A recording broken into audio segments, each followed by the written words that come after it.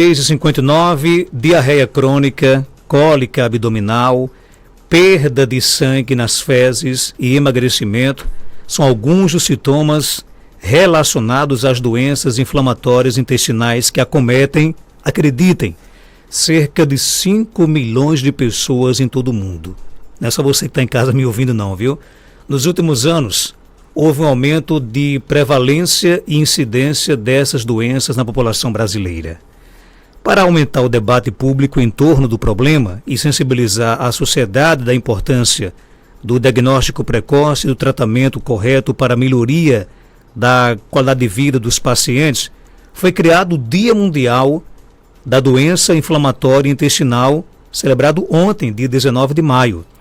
Para nos ajudar a entender mais do assunto, vamos conversar agora com ela, que de vez em quando ela assume do programa, a nutricionista Isabelle Cláudia. Seja bem-vinda aqui ao nosso Panorama 95. Isabelle, bom dia. Bom dia, Marcos. Bom dia, Geraldinho. Estava com saudade de dizer isso, né? Estava com saudade de vocês.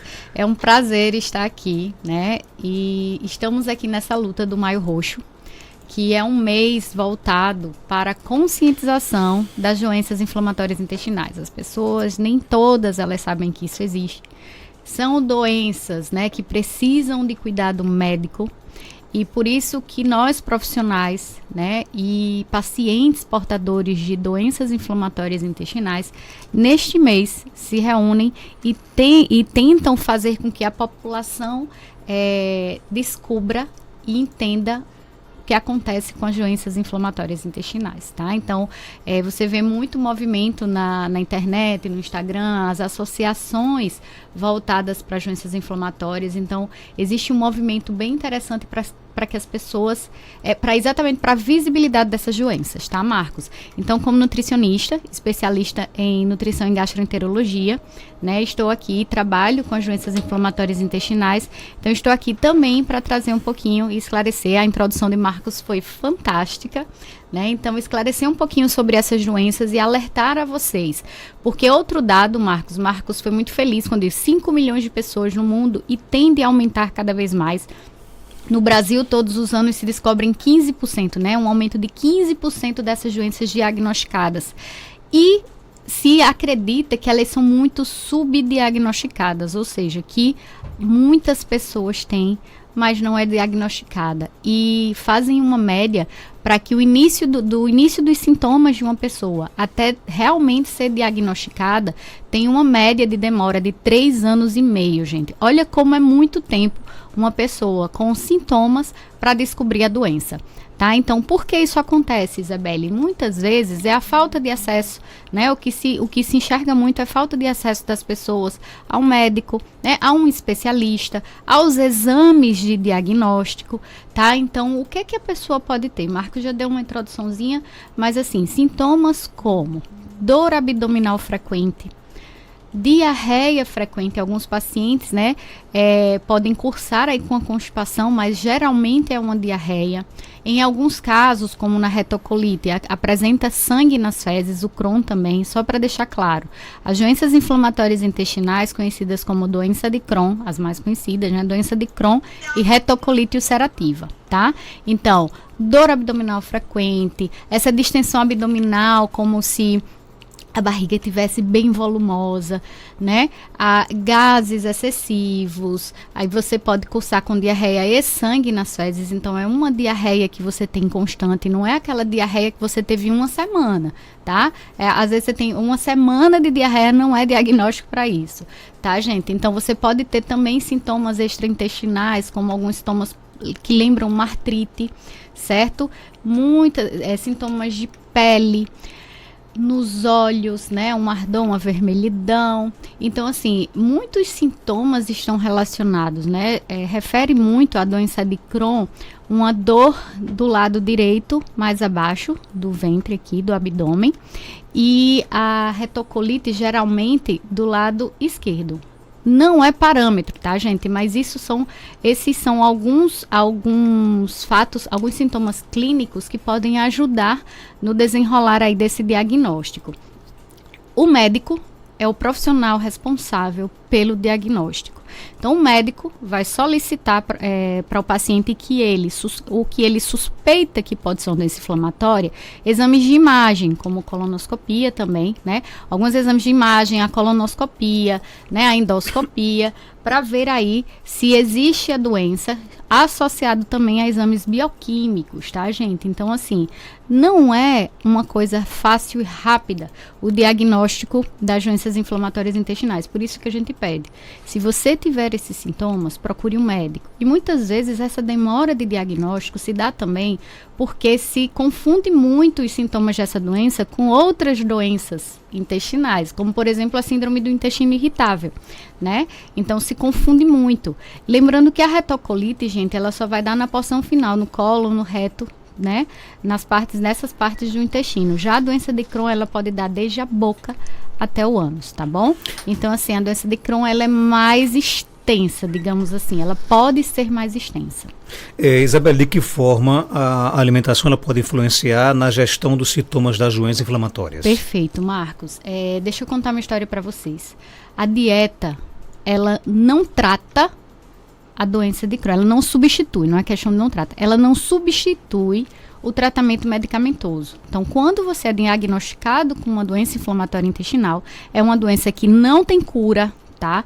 É uma doença autoimune que, por algum motivo, o seu sistema imunológico, ele vai atacar as próprias células intestinais. Então, assim, ele não tem cura, mas ele tem controle. Então, para isso, você precisa fazer uso de medicações prescritas pelo médico, tá? E de que forma a alimentação auxilia? Ela não vai tratar, mas não vai substituir a medicação, mas ela vai auxiliar o tratamento. Então, um paciente que faz uso de medicação e faz uma dieta voltada, né, uma alimentação voltada para essa doença, ele vai ter uma remissão, ou seja, é como que se a doença adormecesse, falando de uma forma que todos entendam, né? Então, ela vai vai ajudar a trazer a remissão desses pacientes. Eu tenho muitos pacientes com doença de Crohn, retocolite nem tanto, mas Crohn sim. Pacientes jovens, né? O que me dói mais é porque eu recebo muito paciente jovem, lá na faixa dos 20 anos de idade, com doença de Crohn. E, para minha felicidade, eles entram em remissão até mais rápido, né, quando não chegam tão debilitados. E para mim, isso eu digo que é uma surpresa, porque para os jovens é muito mais difícil você lidar com algumas restrições alimentares. Então, assim, hoje, inclusive, Marcos, eu vou até pegar esse espaço e terminar de responder. Hoje, inclusive, eu vou estar em uma live com uma paciente minha que entrou em remissão de Crohn, e ela vai estar esclarecendo, né, Bárbara, ela vai estar esclarecendo quais os sintomas, como foi que ela descobriu a doença, quanto tempo demorou para ela descobrir e como foi, assim, doloroso para ela todo esse processo inicial. Então, ela vai estar esclarecendo hoje à noite mais para ela esclarecer isso para vocês, né, e lá no nosso Instagram, tá? Então, voltando, a gente precisa ter, dependendo do momento que esse paciente está, se ele está na fase aguda da doença, se ele está em período de remissão, é completamente diferente. No período de remissão, a gente não costuma excluir tanta coisa, porém depende de como é o normal do paciente. A gente faz, vida normal, tá? Mas como é o normal desse paciente? É um paciente, quando a gente diz assim, pode comer batata, ele já pensa em batata frita. Pode comer frango, ele já pensa naqueles nuggets, naqueles empanados industrializados. Então, assim, a gente precisa entender qual é o normal desse paciente para liberar também determinadas coisas. Então, no processo, na fase ativa, onde você tem muita diarreia, onde você tem muita dor abdominal, a gente orienta sempre alimentações bem cozidas, tá? Até fruta, às vezes a gente orienta você cozinhar, como por exemplo a maçã, né? Então, alimentos cozidos, eles são mais aceitos pelo trato gastrointestinal nesse período de crise. Então, alimentos cozidos, né? Refeições mais leves, diminuir essas fibras, por exemplo, folhas, né? Folhas seria algo que não seria tão aceito, né? Vai dizer, ai meu Deus, olha o nutricionista ali no rádio dizendo que o povo tem que comer folha. Pelo amor de Deus, peguem a história toda, tá? A história toda é que nesse momento da crise deve ser evitado, tá? Então, uma dieta sempre mais leve, com legumes cozidos, com algumas frutas cozidas, tá? Alguns vegetais, perdão. E trazer comidinha de Deus, né? Nesse caso, nos momentos de crise, mais feijão, o caldo do feijão, não comer o grão do feijão. Os grãos, eles não são tão aceitos nesse momento, até porque na doença ela traz também um excesso de gases, né? De flatulência. E aí a gente também tende a tirar esses resíduos que também estão na casca do feijão, tá? Então, assim, são dietas para momentos diferentes. Quando está em remissão, a gente costuma tentar voltar um pouquinho a alimentação daquele paciente, porém com restrições caso de ultraprocessados, porque a gente sabe hoje que se estuda muito qual o motivo, o que é que causa a doença inflamatória intestinal.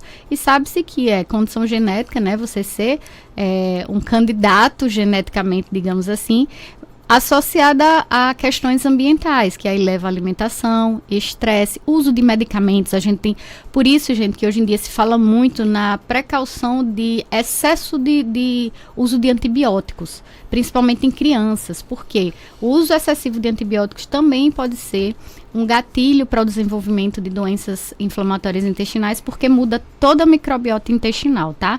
Uso excessivo de anti-inflamatórios, uso excessivo também de anticoncepcional oral.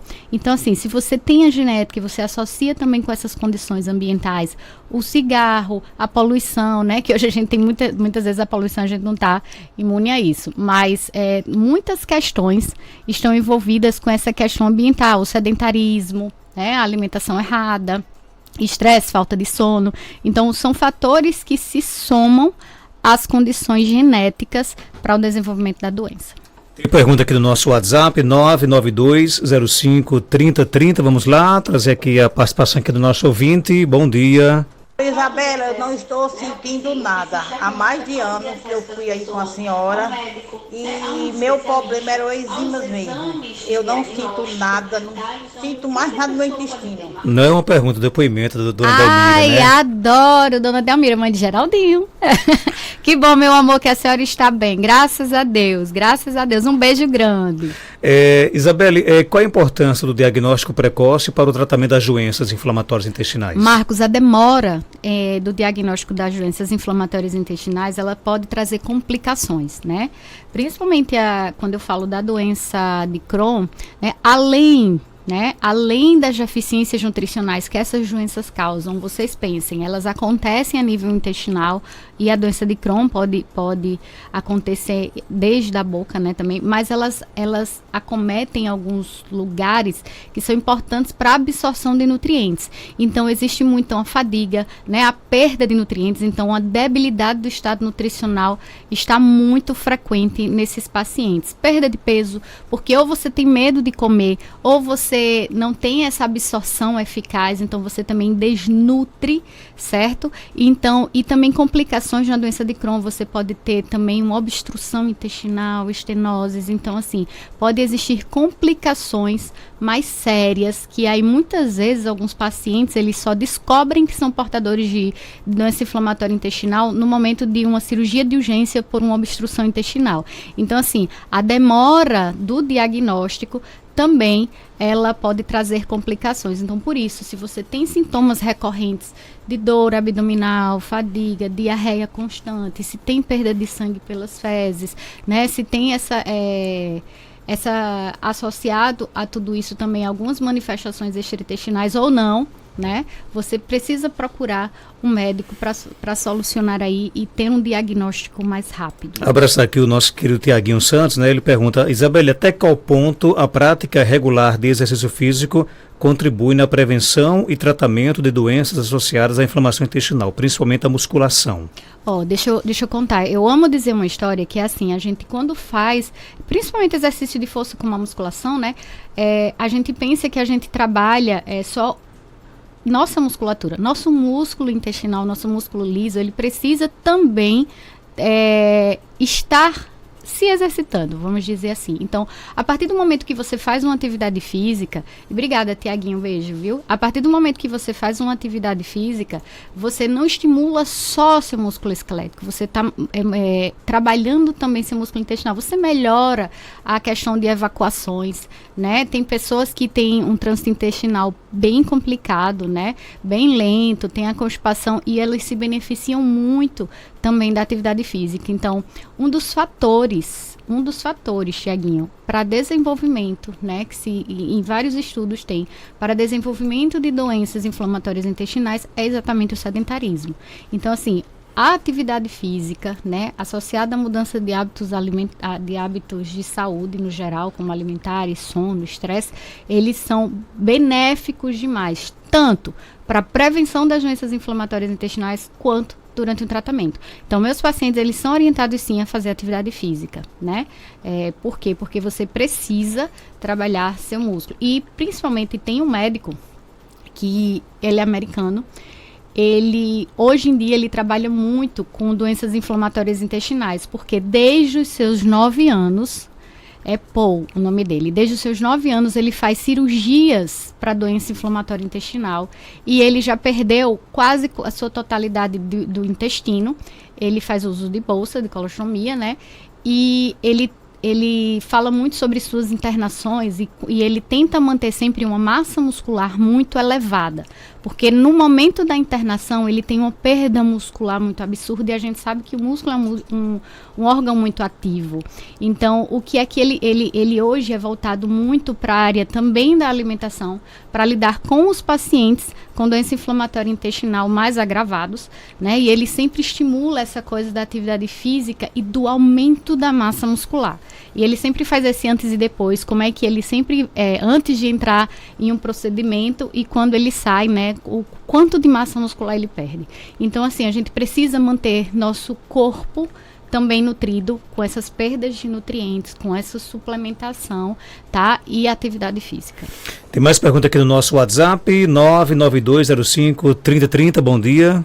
Bom dia, Marcos Dantas, bom dia, Isabelle.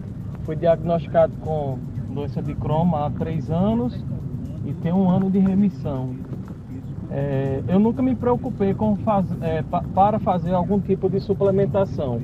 Existe algo específico ou cada caso é um caso referente à suplementação de quem tem doença de Crohn? Obrigado, Leonardo. E aí? As duas coisas.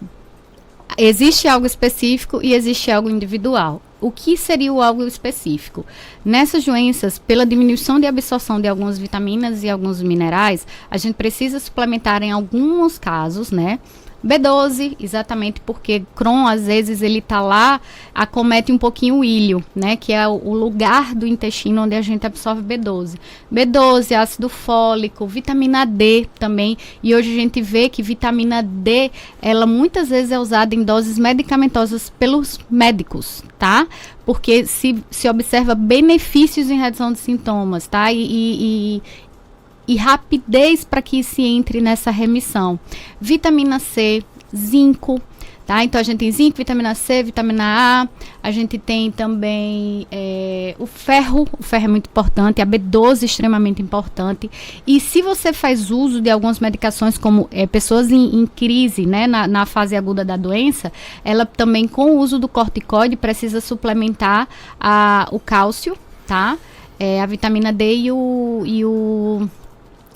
e a vitamina K, perdão, né? Vitamina D, cálcio e vitamina K. Então, a gente precisa trabalhar esses nutrientes, né? Dependendo, a gente faz exames para ver se você tem níveis adequados de ácido fólico, vitamina B12, para assim suplementar.